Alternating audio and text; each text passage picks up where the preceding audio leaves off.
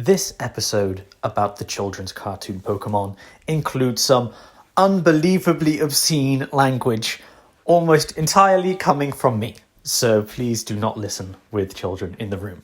And try to enjoy.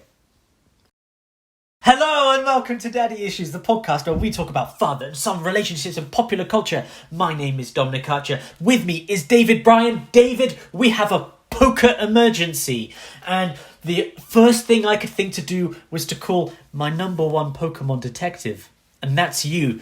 Dave, the dads are gone. This is a mystery for the ages, and we are going to try and solve it.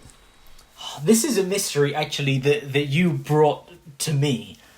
After we spoke about Detective Pikachu, and you were like, man, I've been thinking about it, and where are those dads? Like, this is something that's been on your mind. Like, what was it about these missing fathers that touched you so? Or rather, didn't touch you so? Well, hopefully, none of... No, I won't say it. Some things better left unsaid. Better left unsaid. No, there's just... I was super excited when we talked about Detective Pikachu because Pokemon has really come back into my life in a big way in the last couple of years. Been a bit of a coping mechanism, and it's kind of all I've really been thinking about. In the last 2 days, I've been delving into this whole thing, what we're going to discuss today. So I've been playing a lot of the old games, and it's the dads in the Pokemon games and also in the anime are kind of conspicuous by their absence. So where are they all? In every single game, like you leave home, and it's just your mum there. It's your mum who says goodbye. There's never any dads around. Occasionally they're mentioned, but they're never at home. You don't have this. You don't come from this nuclear family kind of thing, and that's weird, isn't it? Like, it's this really strange. You could call it a tradition or a pattern, or maybe there's something deeper to it. Maybe the creators of Pokemon have their own daddy issues, and they're like, my dad wasn't there, so Red can't have his dad there either. I wonder how much of it as well, and this is just like kind of front-loading this stuff before we get into the real nitty-gritty, but I wonder how much of it goes into that traditional Japanese culture of, well, the mother works as a homemaker, I guess, and that you would expect the 10-year-old, 11-year-old to be at home with his mother while the father is out at work. And the reason that we don't see the father isn't because he doesn't exist, but because, he's out doing important poker work. And, you go out to do your adventure and then he comes back. But every time you go home, it's the daytime, so he's out. He's out of work again. You just missed it. Yeah, maybe that's an interesting analogue to real life, especially in households or in cultures where that is more often the case, where the mother stays at home while the father goes out to work. Whereas if you are a child and you are around the home during the day, dad would be out. Dad would be gone. And this is kind of a bit of an extrapolation and an exaggeration to say that you never see dad because as a kid you're only really active during the times when he's not around. Yeah. And then it's like 7 p.m. and he comes back from work and he's exhausted and he's like, yeah, hi guys, yeah, you done your homework? Yeah, okay, I'm going to eat dinner and watch some TV and then go to bed and then repeat the cycle of my doomed existence. Yes, yeah, exactly. Yeah. Well, it's interesting that you mentioned about poker work, because I found that in most instances where a dad is at least mentioned, like the character has a father that is mentioned in the story, it's because they have gone off to pursue their own poker adventure, and I don't know, they're just off doing it, and that's a fairly normal thing. Well, what did you uncover then in your detective work? Today you are Detective Pokédads. and I am here waiting to have these mysteries unraveled. Did you find out like for each game, or was there some clues that you could put together from different things to reveal what was going on with these missing dads? Well, I did go through game by game, generation by generation, to find where there are dads in relation to the player character, the protagonist of the story. How many of them have dads, and if any of them do, are they good? Are they good dads or are they bad dads? And basically, no one has a dad. there are no dads anywhere, with the exception of Generation 3, Ruby and Sapphire. Mm-hmm. And you mentioned this briefly in the Detective Pikachu episode. You had a vague memory that your dad turned out to be a gym leader. And that is exactly right. Exactly correct. Yeah. Your dad is named Norman, and he's the Petalburg gym leader, which is like this... Norman, yeah. Which is like the second or third town you go to. And he's known as being a really strong leader. But you go into the... That's why he's not at home, is because he basically has a job. He works in a different town as the gym leader. So you go and see him, and he's like, hey, you're off on your Pokemon adventure too. Good for you. Proud of your son. Like, he's a nice guy. But he goes, but I'm a bit too strong for you right now. So carry on your adventure. Come back when you have 4 gym badges, and then I'll fight you. Right. And I've actually been playing Pokemon Ruby over the last few weeks, and I've just passed that point where you go back and you fight your dad, and yeah, and when you beat him, it's the same thing. It's like, hey, good for you. You're strong.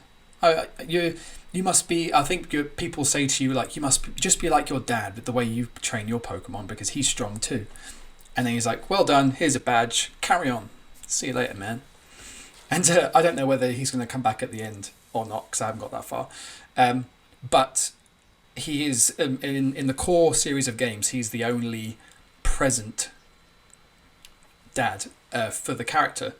There are a few others related to other characters, side characters, or in some cases bad guy characters.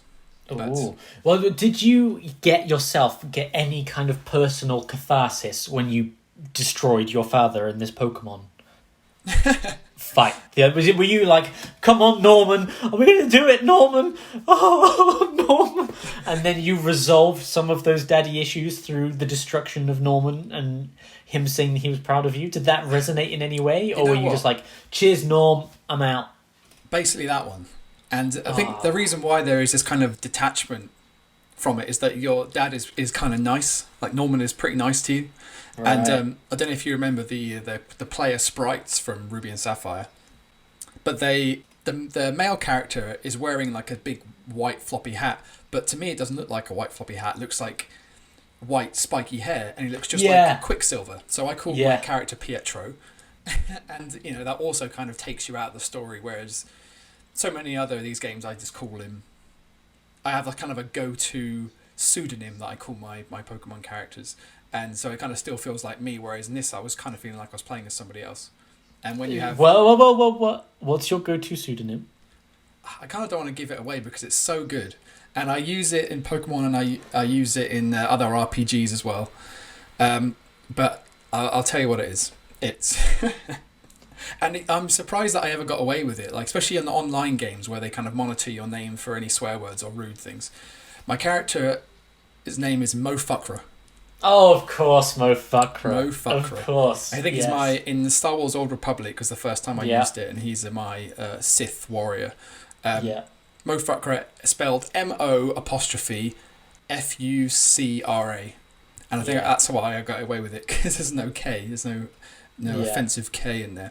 So Mofukra is usually what I do, but he's Pietro in this instance, because he looks like Pietro Maximoff. So then when you got to fight your dad, you were hoping for some Magneto bully dad, you're not worth anything till you can beat me, son, kind of thing. But instead he's like, yeah, you're good, come back when you're a bit better. Good job at beating me, son, I'm proud of you. And you're like, no, dad, no. I think it's that comes from the fact that this has happened. This is like a mid-story gym battle. And the story is not really about... If your dad was the final gym leader, I think as you thought it might have been when we talked about Detective Pikachu, then there'd probably be more of a build-up and probably some big twist at the end. But no, he's just someone you go past along the way, just to make it a little bit different from all the other games. Even though this is only Generation 3, I suppose, as there was only Red and Blue and Gold and Silver before this. But yeah, instead of just going linearly from one city to another, like second or third town you get to, that he's like, you can't challenge here, mate. Off you go. Come back later. So you have a bit of a loop to go around. But yeah, sorry, no catharsis there. Damn. Damn it, Norman. Well, what did you find about these other ones then? Going back to even go right the way back to the beginning with Red and Blue. Yeah, well, I can just go through it. Red and Blue, no dad, no mention of a dad. All you've got is your mum. That's it. Right. Same thing. Now, what about Gary's dad? I don't know anything about Gary's Blue or Gary or whatever, because Professor Oak is his granddad. Yeah. This is my grandson. What's his name? And then you type in like Batty Hammer, Captain Douchebag, yeah, Butt Crease or something. Because it's really funny, and it's kind of a shame that they took that away from you. Not many games not many generations later did they go, people just keep calling the rival swear words and rude things, so let's just keep the name, and they can't change it. I will never get Captain Cunt Flaps again. No. Sadly not. But then that's the case all the way through. Occasionally your dad is mentioned, like at least your mum says something about there is a dad in the picture. But we just moved house and dad is blah, blah, blah, doing something, or he's I think there are some instances where they go and he's a Pokemon trainer off doing his thing, but then you never really like bump into him, which is I thought was weird. If your dad is also a Pokemon trainer and you're traveling the region, going from town to town, gym to gym, and then fighting the Elite Four, why do you never see him? But like I said at the beginning, they are conspicuous by their absence, because I can't think of any great reason why they will there's always never there, except for like I say in the third generation of games. But there are other father-son relationships worth exploring, I think, in the core series of games, or at least just to mention that they aren't. That the game is not completely devoid of dads. It's just you as the player character don't get to have one. And even when you do, you talk to him twice and then you never see him again. Well, hit me up with these other dads then. Oh yeah, are you ready? Okay, I'm ready. Well, I wanted to ask her actually, what is the last Pokemon game you played? Sword and Shield. It's Sword and Shield. So you've not delved backwards since you last played a bit of Sword and Shield. No. I completed Sword and Shield. I did around half of Ultra Moon. Ultra Sun. Sorry, that was really good. I really enjoyed Sun and Moon, but I got a bit stuck at one point, and I didn't have time to go back and grind and sort it out. So I just I got this far. It's been fun. Yeah. This was good. But I wish I'd finished it really. Black and White never played. X and Y never played. I was like, oh my god, whichever one it is in France, no thank you. It's not really France. Yeah, Ruby as well. I really didn't enjoy. I didn't enjoy that one at all. What do you think that is? I don't know what it was. It was stuff like you go into the desert and there's like sandstorms and everything just seemed difficult. Right? It was just like the game was like, even that thing you were saying about you go to the third gym and then he's like You didn't say the magic word. Yeah.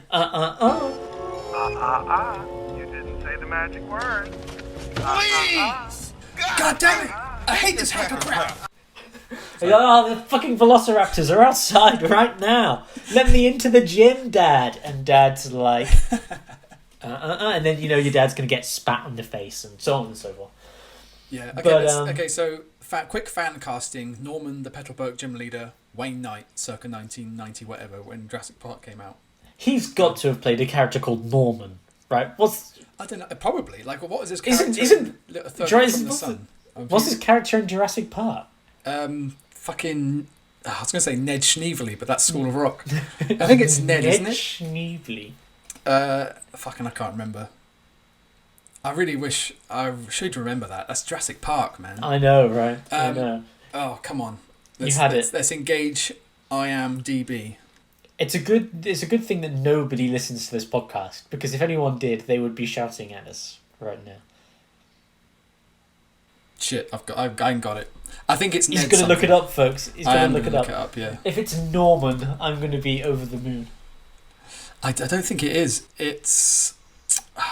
God damn it. Where is he? Dennis Nedry. Nedry. See, That's where you're getting the Schneebly. I got Ned, but it's from the wrong place. But Dennis, because Hammond calls him Dennis. Yes, that's right. Okay, but actually, the professor from Ruby and Sapphire is Professor Birch, who in the artwork and stuff for the game looks an awful lot like Wayne Knight. So maybe that's actually better casting. There you go. Yeah. We got it. Okay, so what's going on with these other dads then? Well, you were just you're about to say about why you didn't enjoy. Well, you were still talking about why Ruby and Sapphire. Ruby Sapphire. I don't know. Yeah, it was just like unnecessarily difficult. They're just like constantly throwing like, oh well, if you need to go to the desert, you need to get the goggles, but the goggles are blah blah blah blah. Oh, fuck off and let me through the desert. It is before they started doing things where just like for the sake of convenience. Like now, the games are far too easy. Like Sword is just a joke. Like it's fun. It's a fun, casual game. Yeah. But you compare that to like Red or Gold, and it's like then there's no comparison. Like Ruby is difficult because it's annoying, not because that's how I felt. I was like, have you been to the treetop? No, I've not got that far yet. I'm pretty sure, although I might be mixing this up, I'm pretty sure there's like a tree house village. And it was like, oh, this is a cool design. This is something different. And I'm like, well, you've got to go up these rope bridges and there's just everything's so just frustratingly difficult. And that's kind of been my problem. That was my problem with that one. Fair enough. I've not got to the parts that really annoy me yet. I've done the sandstorm bit. But that's not bothering me too much. But it takes you ages to get HM Surf in that game. Right. So I'm like 5 or 6 badges in, and you've passed loads of water bits, and you have to get on a boat to go like halfway around the map, and then you finally get surf, and you're gonna surf all the way back through all of this water stuff. So that's a little bit. I remember the islands being a real pain in my ass. Yeah. So that's probably your keister. Yeah, and it's got to be bad because I played that game more than 15 years ago. And you still remember how much... And I still remember how much I didn't enjoy it. Yeah. Yeah. Professor Birch in Ruby and Sapphire, also a dad. He's the dad of whichever gender you don't choose. He's that NPC character's father. So, do you remember when you first... Are they your rival? Yeah, he's like... they're basically your rival / friend. But then... Like you were saying about when you rename your rival in the first generation of games, you always call him something douchey because he's basically Gary Oak, who is a douche. But then I fell into that trap when I got into later generations, and I would be like, "Here's your rival. What's his name again?" And I'd be like, "Ha ha, ball sucker, stupid face." Ah.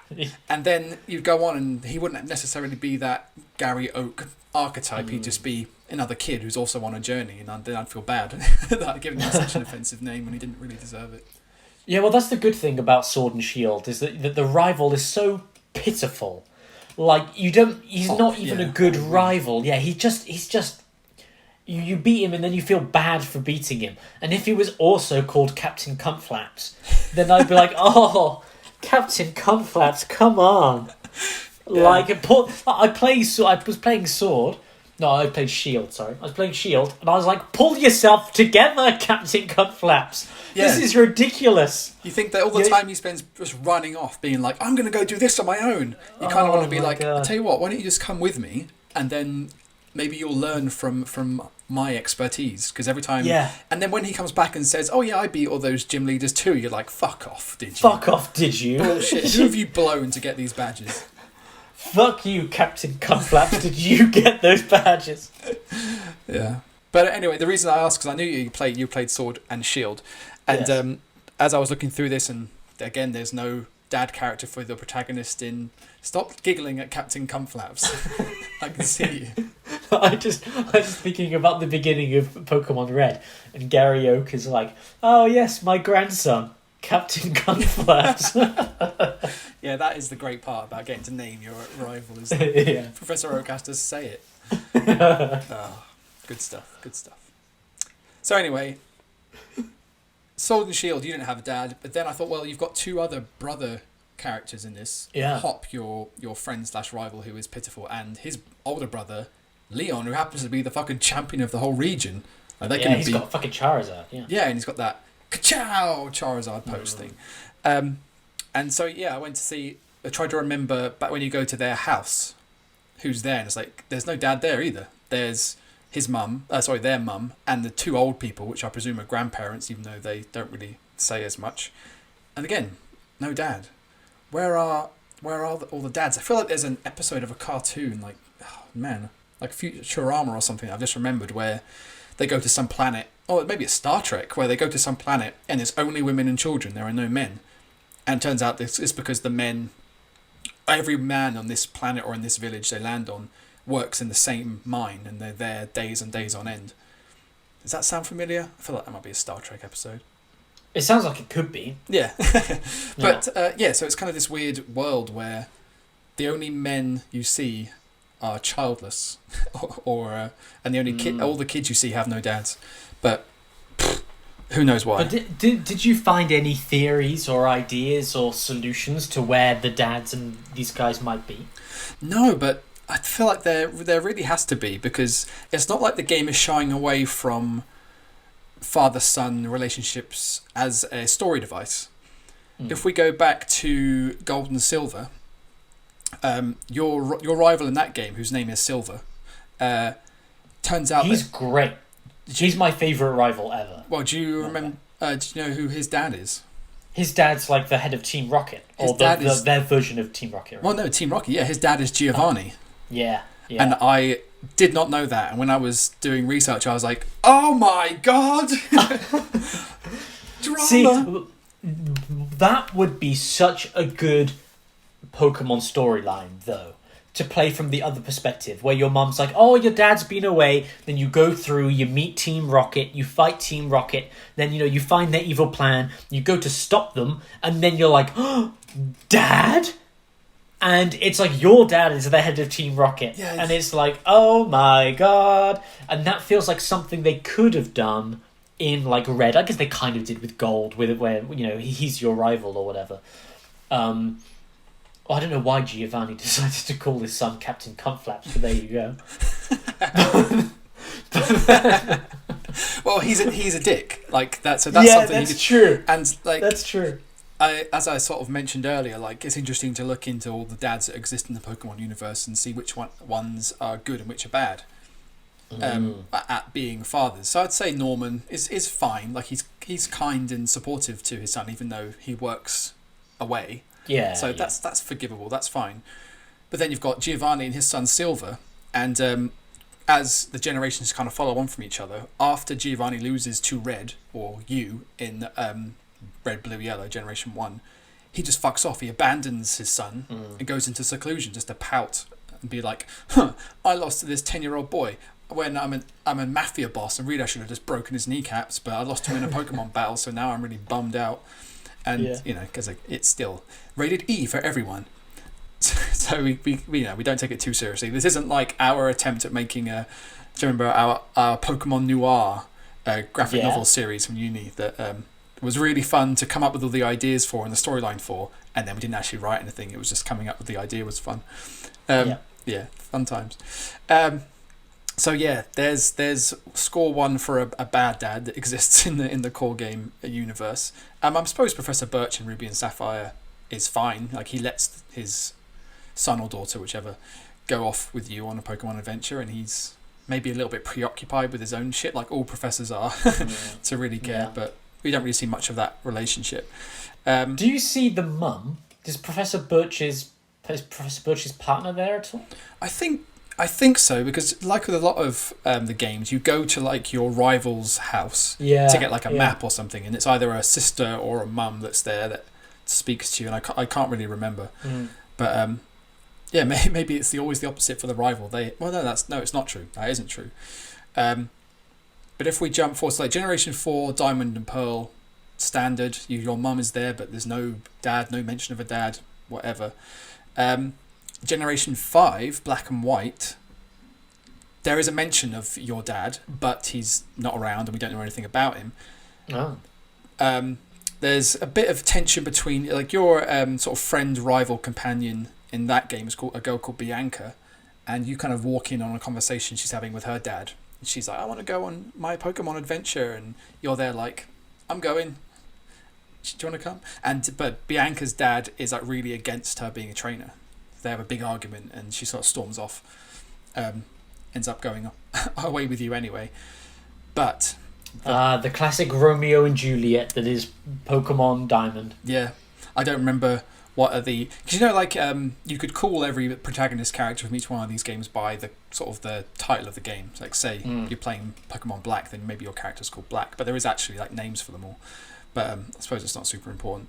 But this is the first sort of Pokemon game that really... Because, like, the Silver and Giovanni storyline is maybe just a bit of sort of a passing revelation. It's not really key to the story. I think it's a pretty big thing. Team Rocket are a big villains, I seem to remember, in Gold and Silver. Are they? I don't remember that one that well.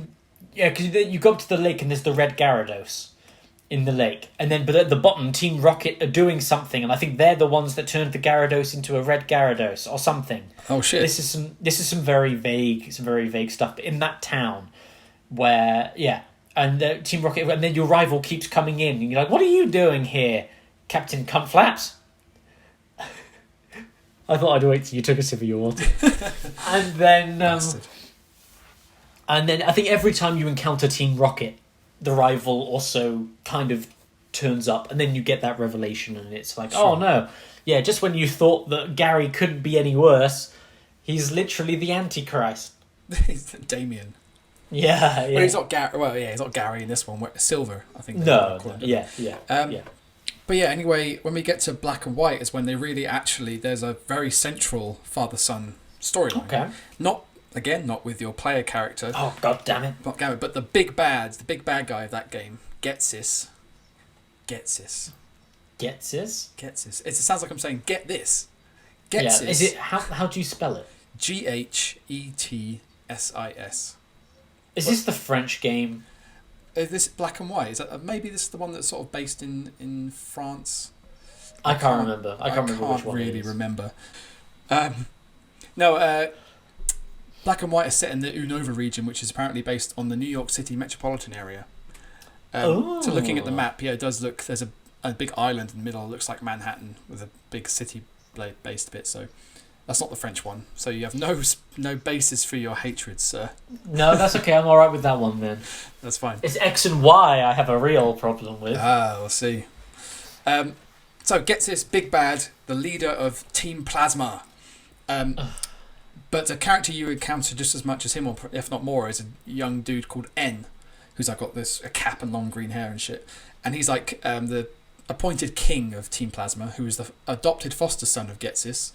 Who was apparently M was discovered by Getsis as a baby he's being raised by Pokemon or whatever, and then Getsis adopted him, as well as two girls who ended up being N's sort of foster sisters and kind of looked after him and raised him basically because Getsis wasn't around to like be a good old dad. He's too busy fucking around with Team Plasma being evil. He looks evil too, like he looks like a Final Fantasy villain.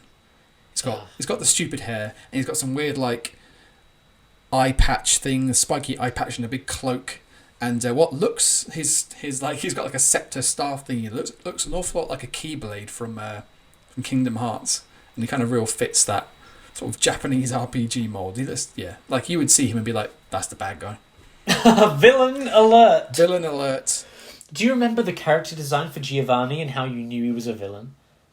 He just was wearing a suit and had a big R on his lapel. So it obviously was Team Rocket. Yeah. And he's got like a pointy nose, and he just looks evil. Do you know what would happen? Guesses would walk in to like a team meeting with Team Rocket, and it'd be like, we've been at war for so long, we've come to settle things down. And Guesses would walk in with his big fucking cape and his ridiculous hair, and Giovanni would just go in and snap his neck. Yeah, Giovanni would be like, you're a fucking poser, son. Yeah, no doubt. Giovanni's like Mine. Kingpin. It's like the Kingpin from Marvel. Yeah. And then this other guy's like one of those supervillains who's like, I'm the Kingpin now, and then Wilson Fisk comes back and he's like, what did you say? Yeah. Yeah. I would definitely be on the side of Giovanni in that showdown. They actually, I don't know, you probably maybe didn't play this far in Ultra Moon or Sun, but there's a bit in like the post game after you've sort of done the Elite Four and stuff, where using the Ultra Wormhole things, Giovanni brings big bad guys from the other games into he calls it Team Rainbow Rocket, which is a really like camp name for what is essentially an evil super team. And he brings Giovanni does. Giovanni, Moon and Sun. Yeah. Okay, stop. I haven't got to that bit. You haven't got to be. When are you gonna play it? I don't know, but if Giovanni's there, I need to go back and play it. I even gave away my DS and the game. Oh, mate, so you have to start from the beginning, even if you get hold of it again. Oh no! I gave him to Steve. Maybe he didn't start yet. Maybe. Well, can I just tell you what happens at the end? All right, go on then. Giovanni kind of assembles this super team of bad guys, but he brings them through these ultra wormholes from alternate dimensions where they actually succeeded in their evil plans. So he brings Getsis from a universe where he won and did everything he wanted to do, and he does it with a few others from other games. I think the Team Magma and Team Aqua leaders from Ruby and Sapphire he brings through, and where are they? Cyrus, where is he from? He's the leader of Team Galactic from Diamond and Pearl, and another one. But basically, he just brings this like super team of baddies through these wormholes, but they're all like mega evolutions of themselves because they come from universes where they won, and the little 10-year-old kid couldn't stop them. Yeah. And I think you have to just beat them one by one, and off you go. Do the general Pokemon thing. I bet Getsis's hair is like fucking a mohawk that's 30 feet high, and then like Super Giovanni, he's got a hat. That's all he needs. That's all he needs. And then afterwards, he just pops him in the back of the head. Each one, bam, bam, bam, your dimension's mine now. Oh, that'd be cool. Okay, can we let's resurrect Pokemon Noir with Giovanni as this like ultimate boss man. Yeah. Kingpin. Yeah, the only reason he didn't beat Red is because I literally can't kill a 10-year-old. Like, even for me, that's dark. Yeah. So that's why he's in seclusion. He's in seclusion because he's like, right, you know how there was that really creepy thing that was like, oh, we've got a countdown till Miley Cyrus turns 18. Oh, yeah. That was really gross and awful. But Giovanni has the same clock for Red, because once he turns 18, he's going to kill him. He can just execute him, and he won't feel bad. Yeah. You're probably right. Happy birthday! Bam! Comes out of the cake. What, him himself, or like one of his cronies? Like Tombstone or someone? No, it has to be him. And Jesse and James wheel in the cake.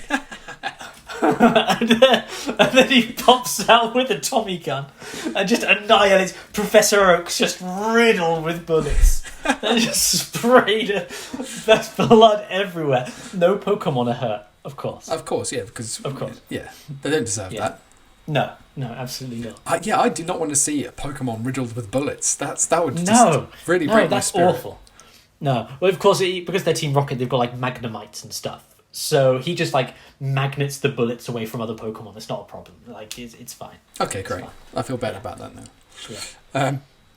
But anyway. So Getsis is a big bad guy. He's a bit of a dick to his son. Like, he brings him in, be like, you're gonna be my guy. You're gonna help me enact my evil plan. This is all in black and white. See, that's a good like father-son bond. You'd think so, but really his bigger objective and his real agenda he keeps secret from N, and N thinks that he's like part of the family business, and me and you, Dad. And then when the player beats N, Getsis kind of swoops in and goes like, "You're such a disappointment. All right, I'm done with you." And then he just fucks off and does his real agenda, which N was never a part of anyway. And N's just like, oh. And I think N reappears in that Team Rainbow Rocket thing after you beat Getsis, and is like, he's compassionate to him. He says like, I don't know what he says, I never played about it. I read that he treats him with compassion and is kind and wants to help him, and Getsis just flat out rejects him again. Just like, get away from me, fuck you. So he's on the side of the bad dads within the Pokemon universe. He's not nice. We don't like the sound of that. We don't like him. Poor N. What about Mew? What about Mew?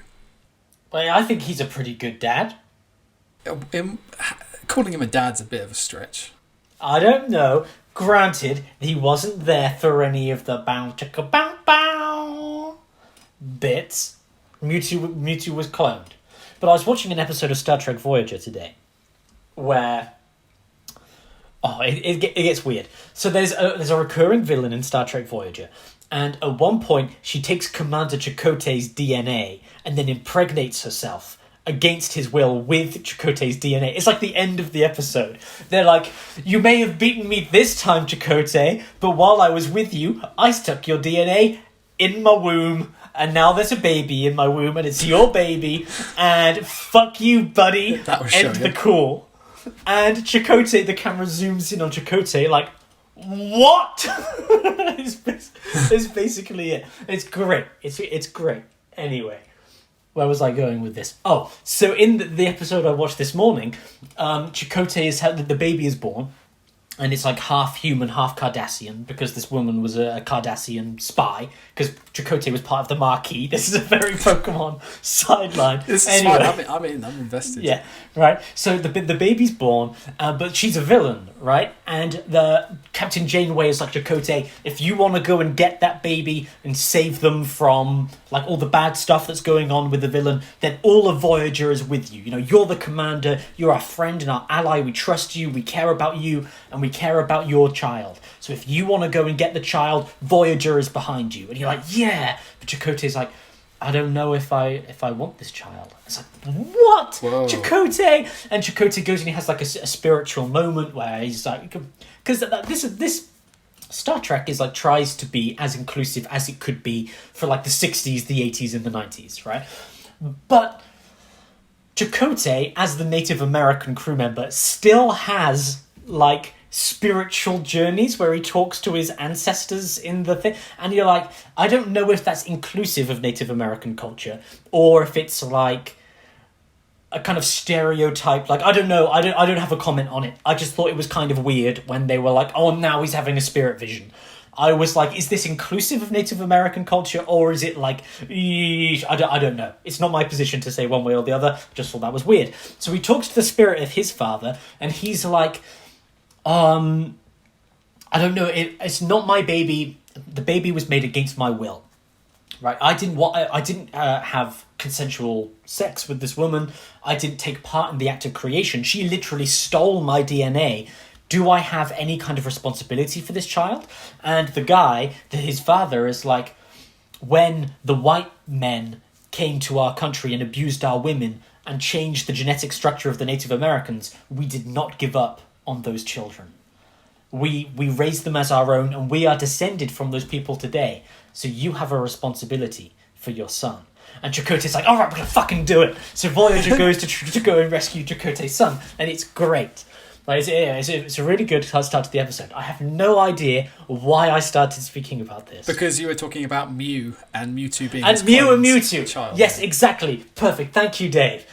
And the point was that although Mew didn't get any of the bow chicka bow wow, as previously stated, once Mewtwo is created and goes off to do his evil schemes in Pokemon, the first movie, the character of Mew appears to find Mewtwo, to connect with him, to prevent him from being evil, but also to redeem him.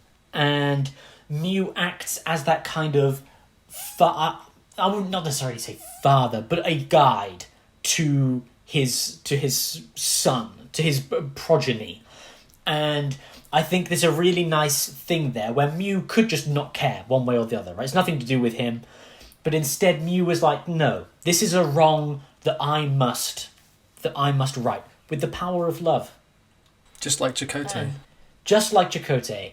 Is Mew Chakotay? No, but I think that's like a really kind of cool. I'm going to call it a father-son relationship, for lack of a better phrase, where Mewtwo was created and then abused by the people who created him, like Giovanni, again, that son of a bitch. But then Mew was like, no, you're not alone in this. And is it Mewtwo talks, obviously, but he's as the villain, but Mew never says anything. And it would be really interesting to feel what that relationship is like, to feel what it's about. Because they end as friends and partners. Yeah. Well, it's because I mean they do have something in common in that they had no choice. Mewtwo and Baby Chakotay didn't choose to to be born. They were forced into existence by ne'er-do-wells, evildoers, and so the progenitor, Chakotay / Mew, had the compassion to go, we're both kind of victims of this. We have that in common, and we share DNA. I'm gonna help you. I'm gonna do what's right. My genetic responsibility. Yeah. Yeah. Nice. Yeah. Yeah. Good on both of them. Yeah. I haven't finished the next episode to find out what happens with Chakotay and this Cardassian, half Cardassian baby yet. So if he sacrifices it to his spirit ancestors, it's going to be a little just bit to really get in the stereotype. Yeah, just going to really dig it in there. Yeah. Voyager's pretty good. This is a massive sidebar. But I finally watched the episode I've been wanting to watch for ages, which is the completely insane episode of Voyager where Tuvok and Neelix get merged together into one person by a transporter accident. And the episode is called... Is it called Telix on Nuvok or something? No, it is. But yeah. It's not... Is it Telix? Tulix? Yeah, Tulix. I guess. Mr. Tulix. No, Tuvix. Tuvix, that's it. Tuvix, yes. So he goes from being a Vulcan and a tax man. He's like a Talaxian, a Vulcan and a Talaxian, and he goes from being like, I have no emotions in any situation whatsoever, and then Neelix, who is the world's most infuriating Star Trek character, he's like the Jar Jar Binks of Star Trek. Yeah. They get merged together into this new person, and they form. They just becomes one person called Tuvix, who has their own life. He's a mixture of their personalities. He's both logical but empathetic. Is it a separate actor than the original two? Yeah, a new actor comes in to do it. Yeah, and it's great because of how it ends. Because for ages, for like 2 months or something, the episode goes over. They don't know how to separate them again. They can't work out how to do it. So this character of Tuvix exists for 2 months on board Voyager, and then after 2 months, the Doctor is like, "I've worked out how to do it. We'll separate you." And Tuvix is like, "I don't want to be separated. Actually, this is who I am. I'm happy with who I am. I like who I am. I want to stay as Tuvix." And all the characters on Voyager are like, "No, we're going to change you back." And Tuvix is like, "But then you're executing me. It's not your decision, Captain Janeway. It's my decision. I'm the individual." She says, "I'm not going to sacrifice the lives of Tuvok and Neelix for you." So they take him on a death march to the Doctor. The Doctor says, "I'm not going to do it. I'm not going to do the thing. It's against his will, and I'm a doctor, and I do no harm." Janeway's like, "Move over." And Janeway fucking kills Tuvix to restore the previous characters, and the other character, Tuvok and Neelix, are like, "Thanks," and then she's like, "That's all right," and then she leaves, and she goes, and then the episode ends. Jeez, it's ridiculous. It doesn't it's so bizarre. There's no bit where Tuvix is like, "You're right. I should go back to being who I was before." He's like, they take him against his will, at gunpoint, to split him for there's no reason why they need to split him other than, actually, we should probably split him. Just to restore the status quo of the show, so that the characters that people already know can carry on existing. It's weird. Bananas. Captain Picard wouldn't stand for that shit. I'll tell you. This is the thing with Janeway, why she's so, ridiculously written. Because at one time, she's like, I refuse to give Federation secrets that could upset the balance of power in the quadrant. We have this, we have a moral responsibility. Sometimes, Chakotay and the Marquis members of the ship are like, maybe we shouldn't act so much like the Federation out here. Maybe we should act more like the Marquis and, lose some of our rules because we have to do exponential things to survive out here. Janeway's like, no. We have to act as we would in the Federation. We can't give up the moral high ground.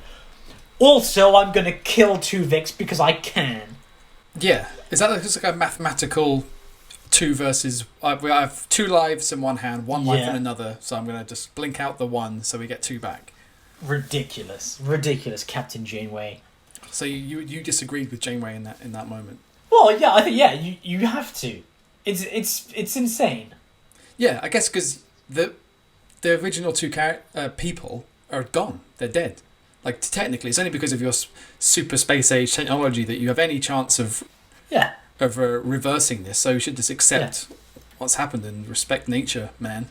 Yeah, and both of their memories are still within Tuvix. Tuvix is both of those people as well as his own person. Yeah. And they're just like, nah. Harsh. Unbelievable.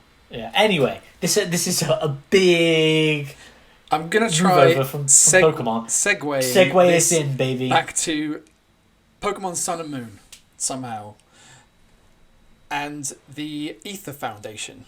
Do you remember those guys? Yeah, they've got their big underground labs or something. Like, because the Sun and Moon is all based in Alola, which is like a Hawaiian inspired thing, isn't it? Which is, I never played Sun and Moon until this year, but I'd always been intrigued by it because I love Hawaii and the culture and the stuff. If I could go anywhere on the planet and find some illegal way of staying there, it would be Hawaii. Okay. Although I've heard it's really expensive to live. But anyway, it would be paradise. So all the Lola region is made up of islands. You hop around. Instead of towns, you go between islands. And the Ether Foundation have a artificial island in the ocean because they're like super rich and sciencey, and you think they're like cool science restoring peace people, but it turns out they're run by a crazy woman called Lucamine, who turns out to be the mother of 2 of the side characters that you run around with. So there's Lily, the blonde girl who has Cosmog, that kind of what do they call it? Like a sort of a cosmic Pokemon thing in her bag. Yeah. The whole game, and that guy Gladian, the emo dude, who's got like a he's the type worst. null. He's really annoying until he kind of like you uncover the conspiracy, and then he's like, man, my mum's a dick. Okay, so he's the Asuka of Sun. Ultra Sun and Moon. I wouldn't be that harsh on him. Okay, all right. Yeah, going back to Neon Genesis. So there is a parental thing going on there, with the main villain of the piece being the mum of your friend and companions. But then they do have a dad. Lucamine's wife is a man called Moan. And I don't know if you ever did the Poképelago part of the game, where you can go to this little tiny island and like get berries, and it's like a bit like a daycare where you can leave your Pokemon there with this man. Do you remember that at all? No. It's one of these really optional things that you can get to in the menu, which I went to by accident once and was like, oh fuck, now I've got to go through the tutorial, and yeah, I never went back there again. But yeah, the bloke who works there is like a really nice smiley man with a straw hat who looks after your Pokemon and grows berries. His wife, turns out, is a psychopathic evil genius. Oh no. But I hate it when that happens. yeah, he seems like a nice kind of father figure, even though again he's left his kids to wander around Alola and fuck shit up in the case of Gladian, before he realizes that the people he's fucking shit up for are the bad guys, and he turns and sort of supports you in trying to take down the Ether Foundation. So the father doesn't take any responsibility for any of it at all. I get the feeling, and this is not canon, but I get the feeling that because him and his wife started the Ether Foundation, they were both sort of presidents of it, and then he left. He just was done with it, and he went and put on a straw hat and lived on a tiny island and lived in paradise. I think he saw where the Ether Foundation was going and was like you said, takes no responsibility, but it's like, I'm out.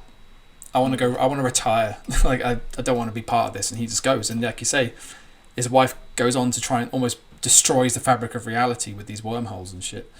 I do hate it when that happens. It sucks. It really does. It sounds like he's really waiting for his Uncle Ben to die before he can start to take some action. Yeah. That's what he really needs. Yeah. Yeah, but maybe he doesn't have the power in order to take that responsibility.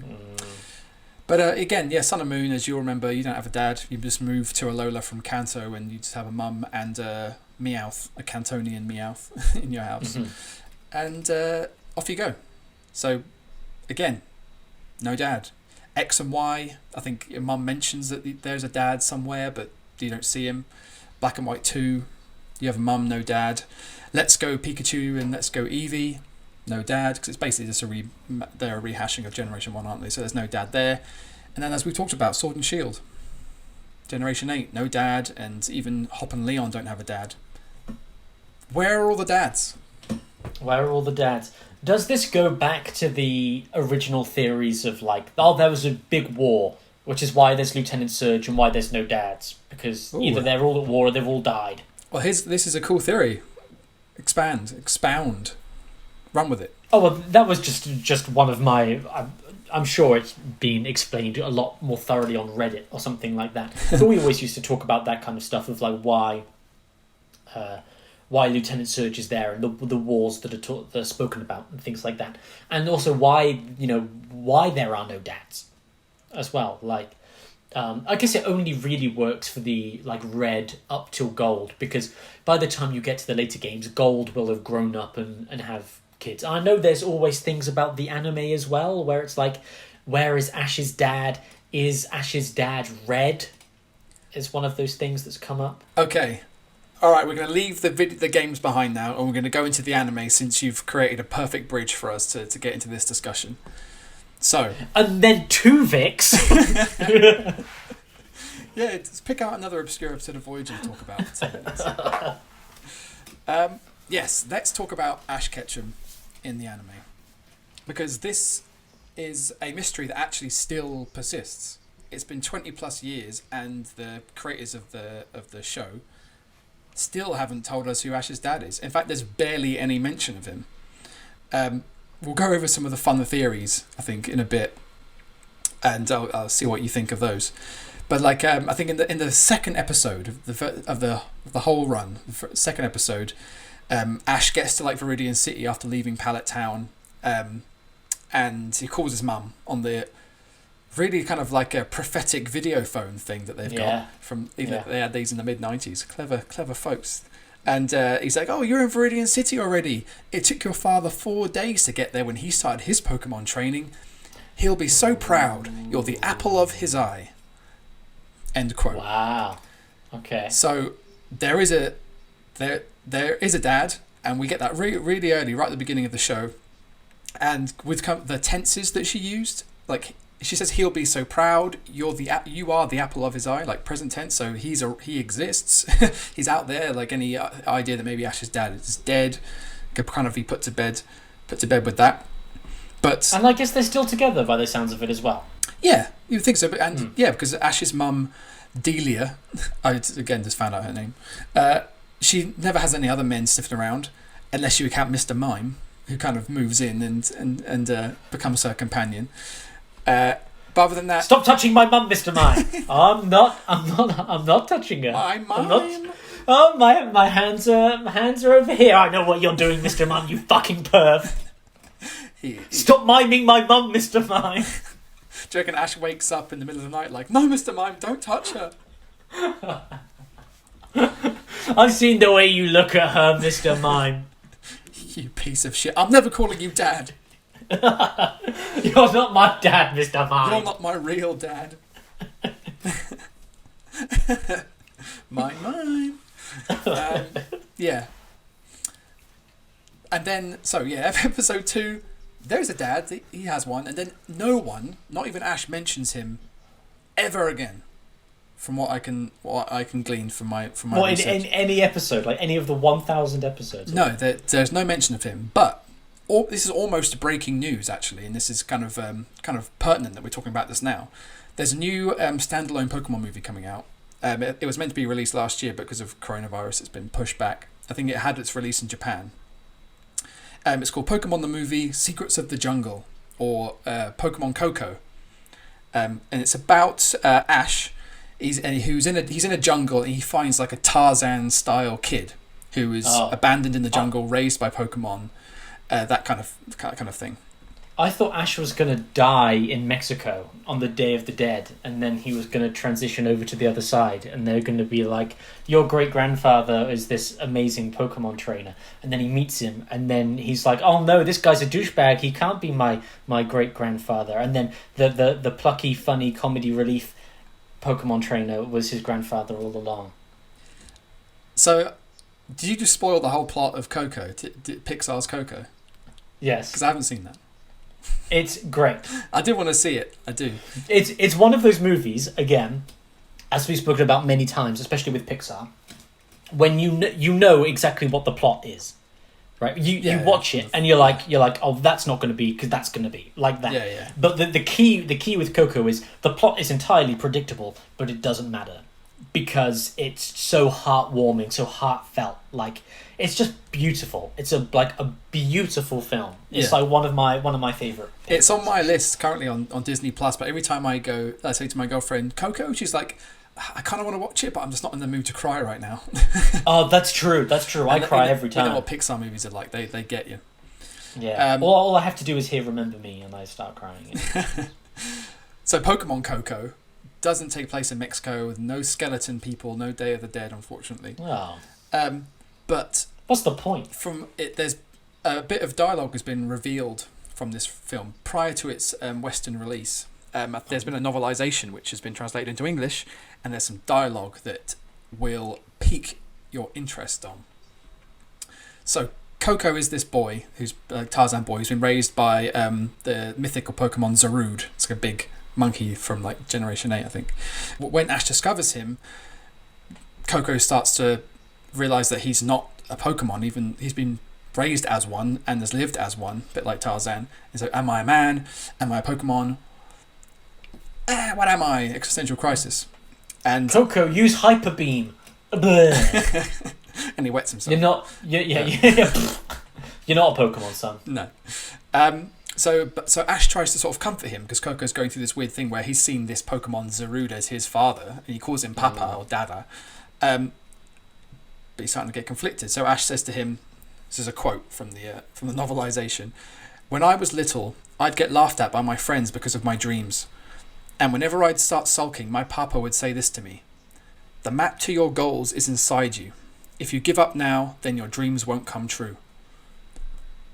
Which is a nice little bit of advice, a bit of a throwback to Ash's childhood, and the first mention of Ash's dad in 20 years of cartoon shows and movies. And it's just been revealed now, but that is it. That's all we've ever had.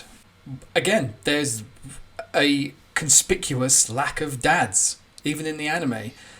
And Ash Ketchum being the primary protagonist of all of this, you would think after all this time we'd know more, but we don't. We're left with theories, fan theories and conspiracies, some of which are quite funny, and some of which are actually almost believable. Oh, well, hit me up with both. Give me your comedy ones, give me your realistic ones, and any tragic ones that might be there. Okay, well, I'm gonna throw some names out there. You tell me what you think. All right. We'll start with the one that you mentioned, Red. Oh, I thought you were going to say Mr. Mime. Mr. Mime was on my list, but we've kind of touched on that already. Mr. Mime. Mr. Mime. Naughty. Don't touch my mum, Mr. Mime. That's going on a t-shirt. Daddy Issues t-shirt number 3. Don't touch my mum, Mr. Mime. Yes. So Red. What do you think about that? Red, the protagonist from the first generation of games. Would you buy that he is the father of Ash Ketchum? Potentially, but I mean, Professor Oak wouldn't have aged in like 2 generations in that case. That's a good point. Yeah. And like, is it that...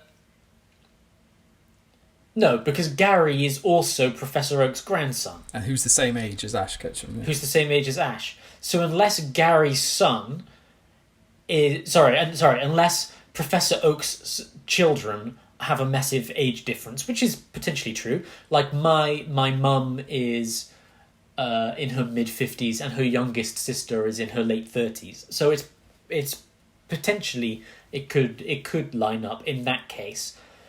But then we'd have to assume that the 2 Garys cannot be father and son. It can't be Gary 1, Gary Senior, Gary Junior. Yeah. Yeah. Sure. But it could work. Maybe Gary Senior died, and then Professor Oak's other child named their son Gary in memorial to the dead Gary. Yeah, possibly. But I think this one mostly comes from the fact that the character in the first game is a kid with black hair who has a cap on, and it basically looks a bit like Ash. But I mean, he's Ash. Yeah, Ash is based on that character. Yeah, that's precisely the point. I think that. But if he turned up and he said, "I'm Red, your father," I'd be like, "Yeah, cool." Sure. Think, yeah. You know all these like Marvel fan theories when they're like, who is this person going to turn out to be? And all the fans are going, it's going to be this other Marvel character, and it's going to be this amazing link, and everyone's going to be stunned, and then it's just another person that you haven't seen. It doesn't all have to be linked together. And in Red and Blue, when you have the opportunity to name your character, and there are a bunch of suggested names, aren't there? Including Red and others. Ash is one of them.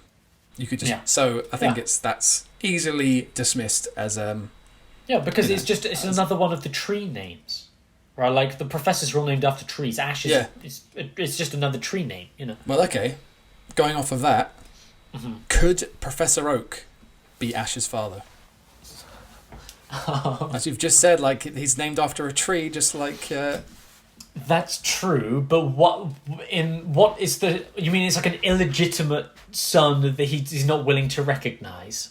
Well, that's another point, isn't it? It's just like he never mentions the fact that if he could be, he never mentions the fact, and he spends all this time with Ash, and you see him spend a lot of time with Ash's mum, but it's because they're from the same little town, and Ash's mum is on her own, blah blah blah. So again, I think that one's a bit of a stretch. Yes, I think that's a bit of a stretch. Yeah, and Ash has got black hair and his mum's got brown hair, and Professor Oak's hair is obviously grey now.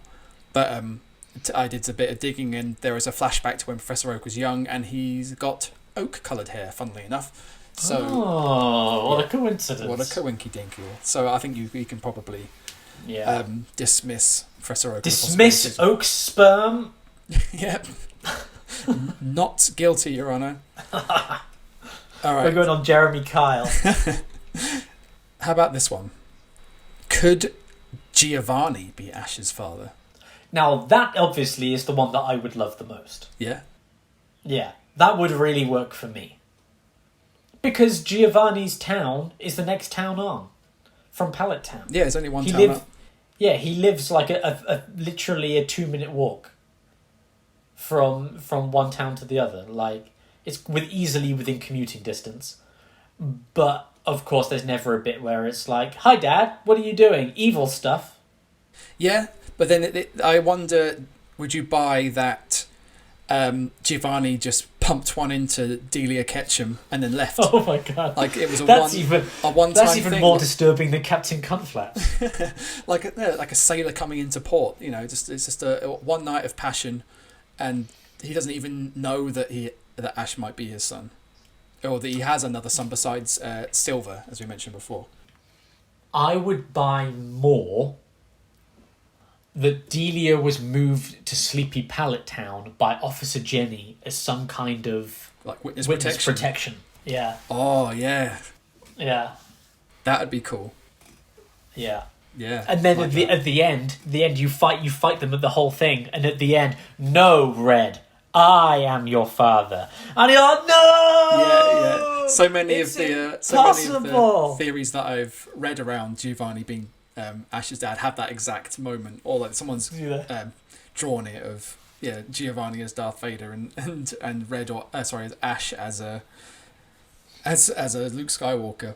But I think that one could, if you took those little nuggets, worth 5,000 yen, by the way. Oh, very nice. If you took those little nuggets of information and expanded on them, I think you could write a story in which that all ties together, and Giovanni could potentially be Ash's dad. But then, like you say, maybe it's a little bit dark for the Pokemon universe.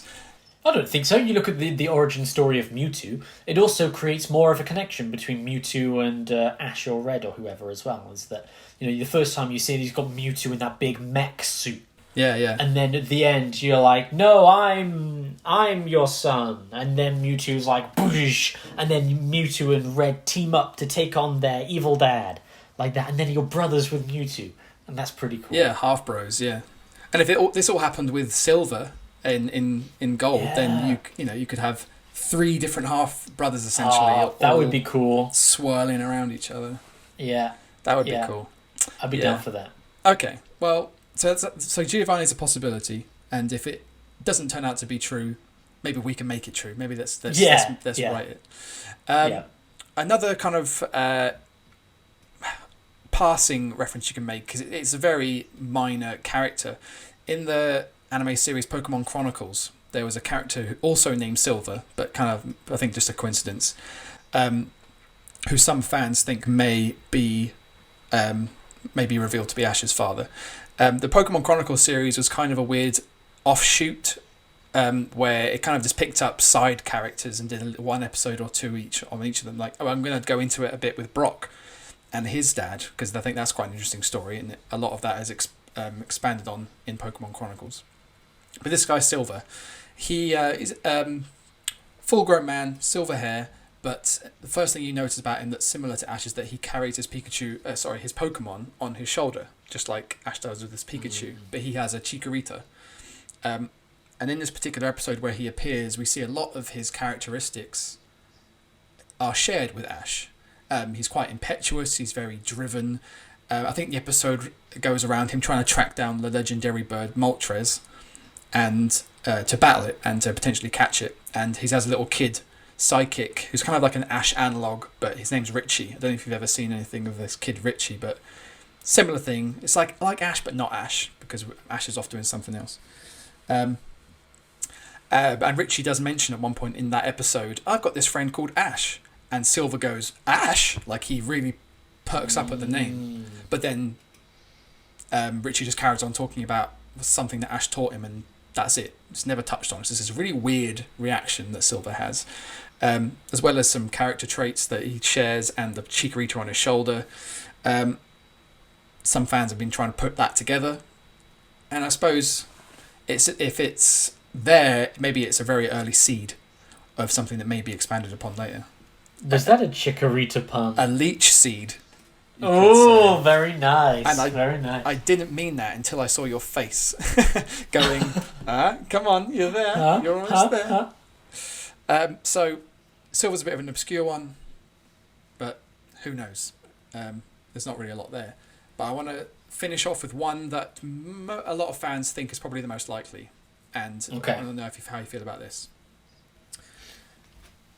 Could Ash's father be Bruno of the Elite Four? I can't even think which one Bruno is. He's a fighting leader who just wears. He's a big, muscly dude with very Ash Ketchum-like hair. His eyes are the same. I think in the games he might have had a bandana, but this is more from the anime. And I've actually just got to the point in the anime where Bruno makes an appearance as a main character. I'm just sending you a quick link here, and you can have a look at him. He looks a little bit like Ash, and there's a strange... Oh, yeah. Yeah. And there's kind of an odd moment with Ash's mum when Ash and Misty and Brock are talking about Bruno. They see him on TV when they're back in Pallet Town. Ash is sort of on his way to the Elite Four. And Ash's mum is like, there's a rumour that Bruno is nearby. He's training in a secret place near Pallet Town. And it's been picked up there. Isn't it weird that Ash's mum, who has no idea, who has no interest in Pokemon training or anything, would know where Bruno is? Almost like... maybe it's a stretch, but almost like she's keeping tabs on him, or they're in contact.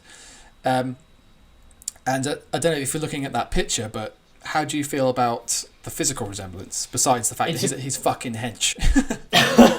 He does look like if Ash was on roids. Yeah. And really got up to it. But why would it be a secret necessarily? Yeah, that's just it. Because, what we know that... Ash's dad, whoever he is, left to go be a Pokemon trainer, so Bruno fulfills that characteristic at least. But you're right. Why, other than the conceit of the show runners trying to keep it a secret, why would no one besides Ash's mum know who Ash's dad is? But then this also begs the question: how long ago did Ash's dad leave? Yeah. Because Right. if we're to believe that any of the characters that Ash actually meets in the show are his dad, the only way that he couldn't recognise him is if he hasn't seen him since he was a baby or really small and has no memory of what his dad looks like. And then why are there no pictures of Ash's dad in their house or anything? Yeah. Because in this episode, to master the unexpected, Ash and Brock and Nice. Misty go track him down to try and get some advice, because Ash wants to compete in the Elite Four. There's an Elite Four member nearby, so let's go see if he can train us up or give us some advice. And if they saw a guy who looked a lot like Ash, I'm sure, if it was meant to be. He kind of looks like a mixture between Ash and Brock. Yeah, and actually when I watched this episode, that's the first thing I thought. I was like, he looks like Brock. He's got the more similar skin tone to Brock, and he's got kind of similar hair. He's got the eyebrows. Yeah, and he spends that whole episode surrounded by rocks. Even though he is a fighting type leader, he's there because there's a larger than usual onyx living in this area, like a fucking skyscraper size thing, and he's there to try and fight it and get stronger. And they end up getting into some shit with it. Ash thinks that he can take it down because he's an idiot, and then Bruno sort of jumps in and saves him, and then they kind of have a bit of time together. But as far as the question goes of who is Ash's father, some people are thinking that Bruno is the best candidate. What do you think? I don't buy it. How come? If we're to, other than them kind of looking a bit similar, the character's just too obscure in that way. Like, if it was going to be the Elite Four, his dad should be Lance. Oh yeah, why'd you say that? Because Lance is awesome. Well, then That's why. Then that's the reason why he can't be related to Ash, because Ash is a bit of an idiot. But that's why I think because Ash is really shit. Why he manages to make it through all the time, through everything, is everyone's like, oh, that's Lance's kid. Right? Why does he get all the gym badges? But he never wins any of the fights. And everyone's like, yeah, he's Lance's kid. Give him the badge. Good job. Good job, Ash. Well done. Well done to you. Do you think they all just do it quietly? Because yeah, it's like a favour for his dad. Yeah, what's the worst? What's the worst that's gonna happen? That's an interesting idea. That's something I've not read into at all. I guess people look into the more physical side of things, and in the anime, Lance has got like red hair and doesn't look particularly old. So who knows? But we may find out in the future, but we do not know as yet. And I guess is the ultimate question: do you care? Do you think it matters? I think it would be a really nice way to eventually end the Pokemon series. Be with his dad is red, for example. And, we get that connection back to the games, and we tie in to everything, and and even tying into like Detective Pikachu and things like that. I think like that kind of stuff would be really cool. So it's not like a burning question that needs to be answered, but one of the things, like we've said before, with the Pokemon lacks often is that kind of emotional through line, right? You watch it and each episode is disconnected essentially. He's gonna get the gym badges, that's the continuity.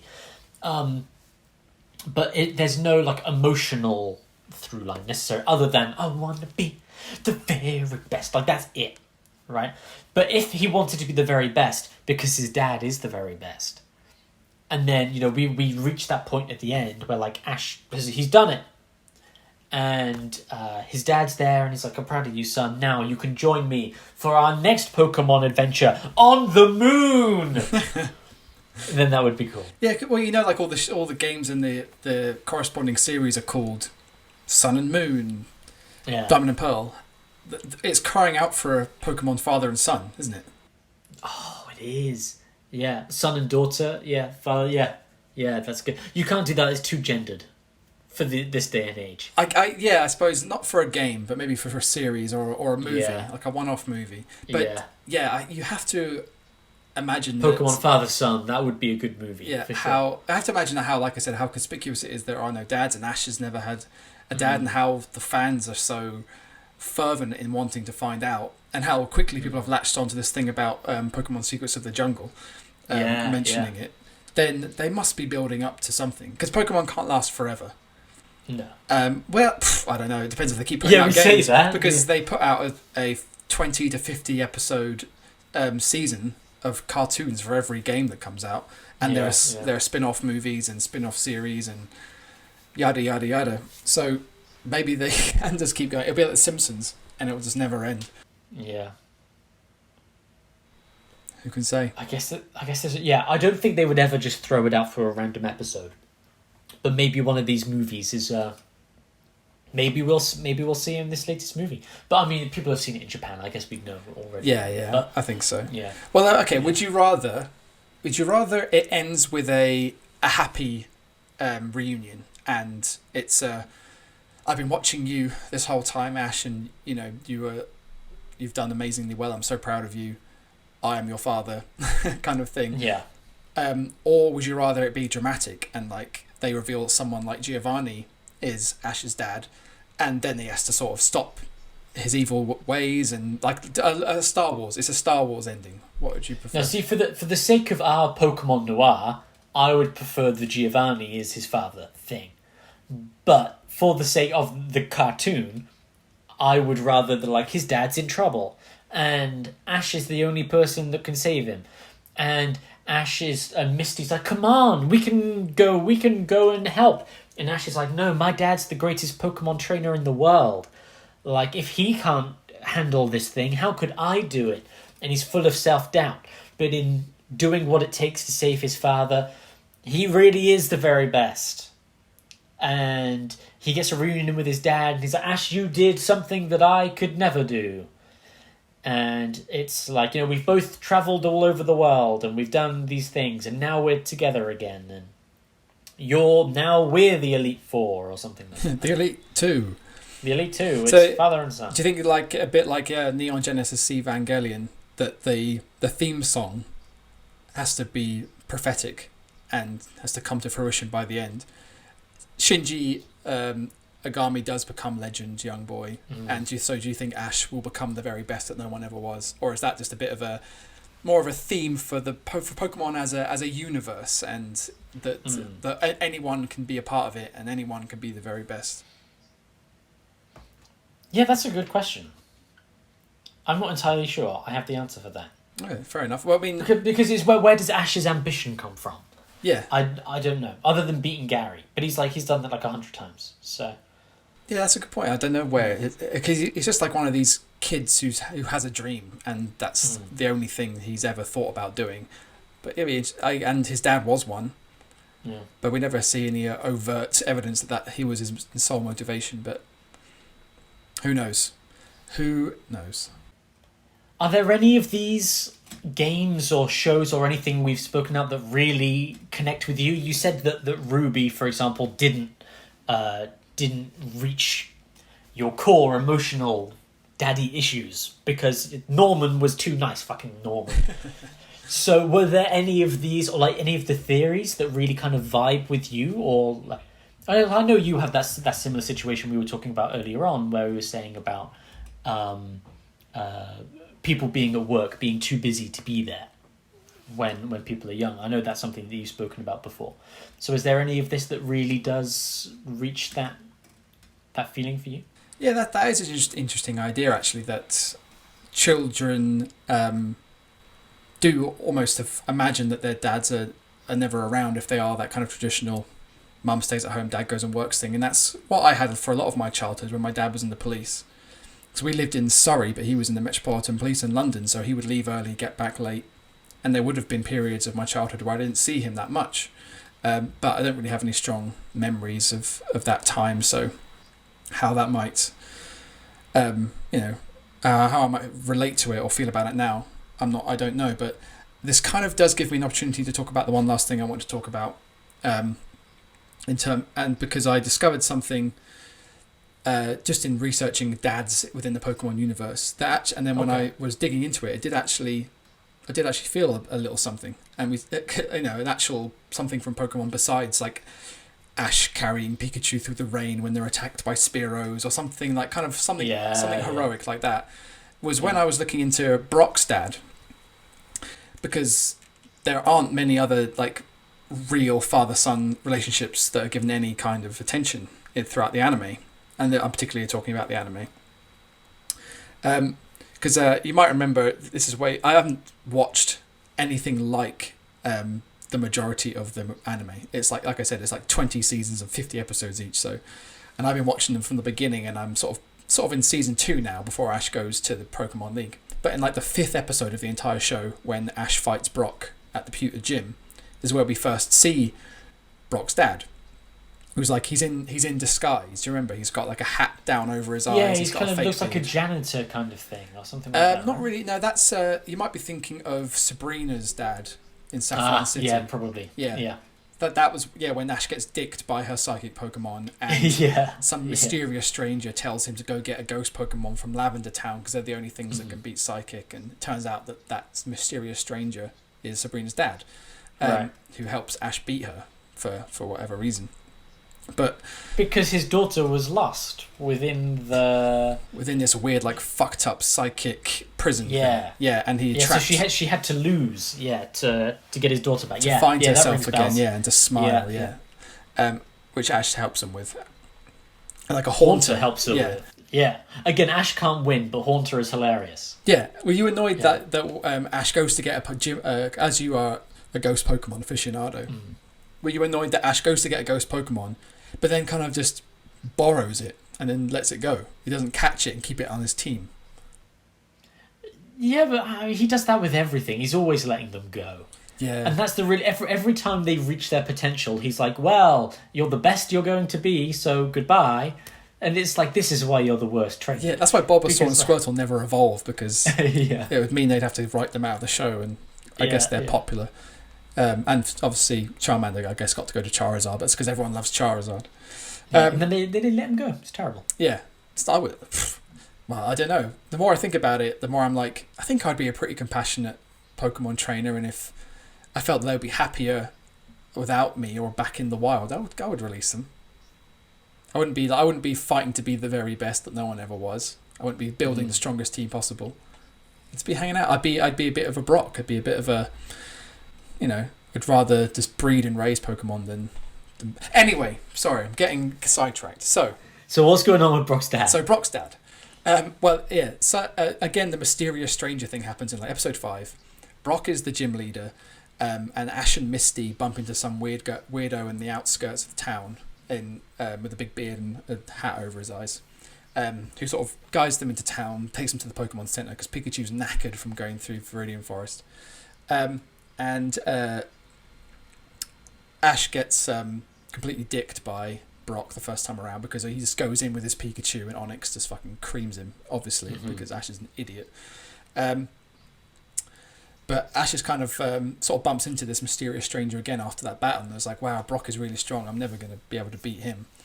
And they kind of pass by Brock's house, and the stranger's like, there's something that you should know about Brock. And we see inside Brock's house, and there's like 10 little children running around, and there's someone in the kitchen sort of cooking dinner with like a little girl pulling on the person's pinny saying, oh, my dress is ripped, you need to fix it. And it turns out it's Brock. Yeah. And not only is Brock the leader of the Pewter City Gym, he is single-handedly raising his 9 siblings. And Ash kind of goes, oh wow, I never would have thought of him in that. He seems so strong, and in Pokemon training, how could he also be raising an entire family on his own? And of course, it turns out that this mysterious stranger is Brock's deadbeat dad, who left the family to become a Pokemon trainer, saying, I'm going to be the very best that no one ever was, and he failed. Like, he just couldn't do it, and out of shame, never came back. Right. And when Flint, his name, is telling Ash the story kind of in the third person about Brock's dad, even though he's talking about himself, he says Brock's father left. He says that Brock's mum, with grief and not being able to handle it, just died. and that only just like doubled down on Flint's grief and he never came back. Yeah. So that's why Brock is having to raise his entire family on his own, while being the gym leader. Even though he'd love to leave and learn more about Pokemon and go on a journey, he's got to look after his whole family. And by the end, Ash does that thing that we're all annoyed about, where he essentially beats Brock out of pure fucking luck, because he turns on the sprinklers or something, doesn't he? Well, I don't buy that for a second. Something that I rewatched it today, and I'd kind of always thought, why are Team Rocket so bent on getting this one Pikachu? Yeah. Like, why is Ash's Pikachu so special? And do you remember like why or how Ash's Pikachu is so great, other than the fact that they just beat Team Rocket over and over again? There's actually a reason why they're kind of fixated on it. Don't they have a Rocky montage with Pikachu in like a watermill or something like that? Exactly. And then they turn on the sprinklers and then he electrocutes the Onix. Yeah. In like a bit that makes absolutely no sense. No. But it's Flint who says to Ash, like, if you want to strengthen up your Pikachu, you got to stick him in a watermill. Yeah. you got to waterboard him. Pick him. Yeah, I mean, it worked on the Winter Soldier. Yeah, that's true. Yeah, so they sort of plug him into this watermill, and Ash is like pushing the water wheel around, and Pikachu's plugged into the electric box, and it ramps up his power. So that's why Pikachu, even though he's a Pikachu, his electric attacks are fucking insane. It's because Ash fucking roids. He got that red notebook. Yeah. Yeah. Freight car. Lorry. 17. Yeah, freight car. Yeah. So yeah, I didn't clock that. So Ash goes back in. He still thinks that he can beat Brock's Onix with just a Pikachu. I think he sends out the first in the rematch, 2 Pokemon each. Brock throws out Geodude. Ash throws out Pidgeotto, and Pidgeotto loses obviously because Ash is an idiot. I'm getting so frustrated just thinking. Yeah, but then Pikachu comes out and fucking fries Geodude with his Thunder Shock, and everyone's like, that kind of shouldn't happen. Like all of Misty and all of Brock's siblings are watching from like the bleachers up above. And they're like, wow, that's insane. That should just not happen. Then Onix comes out, does the same thing, sort of puts Pikachu in a bind, squeezing it. Yeah, right. And Pikachu tries to do Thunderbolt or whatever, and Onix is kind of like, ow, this one actually hurts, but I'm fine. And yeah, some of the electricity smashes some of the lights out or whatever, and then they catch fire and the sprinklers come on. Yeah, and as you say, Misty goes, Ash, water weakens rock-type Pokemon. And then electric shock. But the way that ends is that fight ends is nice because when Onix has got Pikachu in a bind and is basically just squeezing it to death, and if it was just like R-rated, he probably would have just exploded and guts gone everywhere. But Brock calls Onix off. He's like, I don't want to hurt your Pokemon, dude. It's not going to end well. And then the sprinklers turn on, Ash electrocutes Onix, and Onix is like on his last legs, like 1 HP.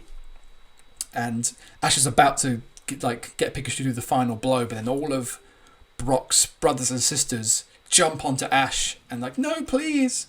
Brock loves his Pokemon. He raises them so carefully and he loves them so much. Please don't do it. And in that moment, like, I was a bit like, oh, this family unit is so strong and they have so much love.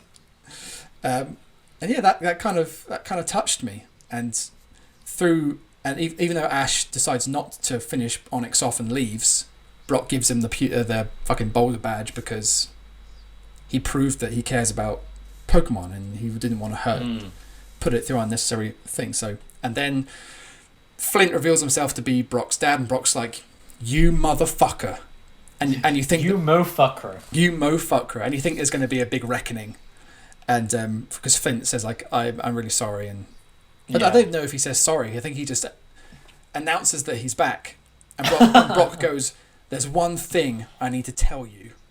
And you're like, oh my god, this is going to be emotional. He just brings out like a needle and thread and is like, Susie always rips her dresses, so make sure you sew them up. And Timmy only likes spaghetti for breakfast. And the twins don't like to go to bed, so you've got to do this and that. And then Flint returns to raise the family, and Brock can go off on his adventure with Ash. So that was a nice kind of like father it could have been a nice father-son reconciliation, except really wasn't one. Brock was just like, "Oh, you're back. All right, cool. Well, I'm Bye." off." Yeah. Yeah. I've hated my existence up to this point, and I'm out of here to go on an adventure with this random child. Yeah, and at this point, like Yeah. Misty is not really like part of the gang. She's just following Ash because she's pissed off that he ruined her bicycle. So Right. Brock's like, "Who's this girl that keeps following you everywhere?" And she's like, "I'm not gonna stop following you, Ash Ketchum." Yeah. And, Right. Yeah. There was an episode in this Pokemon Chronicles series I mentioned where Brock goes back, because it's like a Brock-centric episode. It's like after the Gold and Silver era, before they go to Ruby, Sapphire, like Hoenn. They've done Johto. They're about to go to Hoenn, but Brock takes a detour to go home on his own to find that the pewter gym has been turned into a water gym by his mum. What? Because Flint is such a pushover that he's kind of let his wife just completely mess up the gym, and Brock is mortified, and he has to kind of eventually win the gym back to turn it back into a rock type gym before he goes off to join Ash and Misty again. Yeah, that is the most dad stuff that I could find in any of the Pokemon universe. Well, I'll tell you what, for what was shaping up to be a 25-minute episode, No, it never was. Never. you've uncovered a lot there. I got a And little bit you- obsessed. I'll be truthful with you. And you found a little bit of emotion on the way. I did, yeah, and it's about family. You know? It's just like the Fast and the Furious. It's all about family and product placement. And very little about drag racing, it turns out. Yeah, there's a lot more family product placement than there is drag racing these days. I'll tell you that much. Yeah, true enough. Well, Dom, I promised you an investigation, and You delivered. I think I've combed through an awful lot and not really come up with any answers. Just a lot of questions and clues, but I hope you enjoyed it anyway. I do. What you have managed to put into an hour and a half is what a lot of people spend their lifetime doing with Bigfoot. Yeah. But you've managed to condense a Bigfoot lifetime into an hour and a half, and I appreciate that. Yeah, just like a dad in like fuzzy, out of focus, walking through a wood, like. Yeah. It's a man in a suit. Well, yes, he's a dad. Yeah, someone's dad's in that suit, guarantee it. Yeah. Yeah. Well, thank you guys for listening to this random, out of nowhere episode of Daddy Issues. I really enjoyed jumping into this one. What are we doing next? Well, I guess it depends what order this comes out in. We're going to record Ratatouille next. It's already decided. We're going to do it. We're going to do it on the weekend at long last. If you are watching this on YouTube, then you may have noticed that in every single one of the videos there is a message saying "Do Ratatouille, do Ratatouille, do Ratatouille, and do Ratatouille." Mm-hmm. And it's pretty much the only comment we've ever had, but it's on all of our videos because someone is very insistent that we do Ratatouille. So They are. this weekend we're doing Ratatouille. And I think we are, and I think we should offer this to anyone else who does the same thing. We are going to invite the fan who made that request onto the episode so we can talk about a bit briefly with them too. That's true. Also, worth shouting out, we are now available on iTunes. By the time you may have listened to this, if you're listening through iTunes, you will have listened to all of them anyway, and it's going to be like months before this one gets to iTunes. And you'll be like, well, no, duh. But if you listen to us on YouTube when we upload, we're now on iTunes. And also, there are new episodes of our original podcast, Who Watches the World Cup? Intersection of football and politics and investigating. Well, how does it all fucking come together? There's a new episode of that is also going up on iTunes, Spotify, all of those good places. And with the Euro 2021 competition coming up, me and Dave are going to be jumping back in to Who Watches the World Cup. It's a Watchmen pun. And yeah, I know it's the Euros, it's not the World Cup, but Who Watches the Euros doesn't work. Random person, you don't get the pun, all right? It's tenuous enough as it is. So listen and like and subscribe and I don't know, download whatever it is you do. Have you got any final thoughts, final comments? I'm jumping right back onto Pokemon Ruby when this is over. It's gonna be the very best. Dun, dun, dun, dun. No one ever was. That's how Using disappears. only water types and grass and ground as well. Dave's a trainer that only uses those 3 types because he's picky and a bit of a obsessive weirdo. That's it. That's it. I'm not... Oh, good.